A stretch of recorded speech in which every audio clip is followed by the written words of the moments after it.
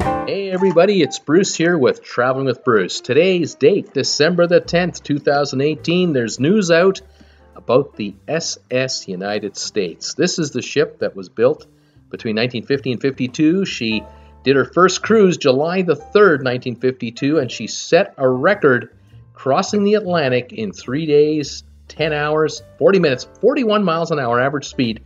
That is still the record holder across the Atlantic for an ocean liner.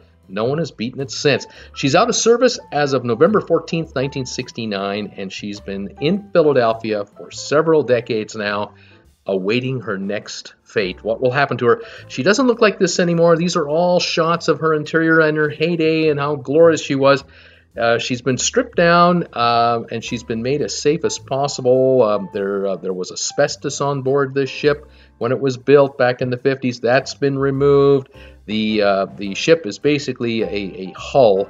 On the outside, it looks like an ocean liner, but on the inside, there really isn't very much left.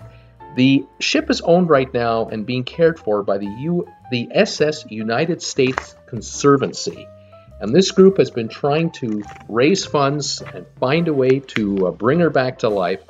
And today the news has come out that a firm called RXR Realty has made an agreement with the SS United States Conservatory to try to revitalize this ship. And the story goes that there's a movement afoot here to have a waterfront development built where the ship would be the centerpiece of the entire project.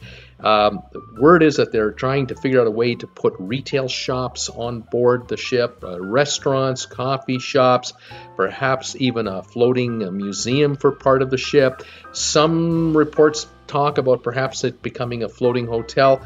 Lots to be considered. The realty firm, is going to explore all options to see what is the most economically feasible way to restore her as best as possible, but she'll never be an ocean liner again. She'll be permanently moored and then enjoyed, similar to the Queen Mary in Long Beach.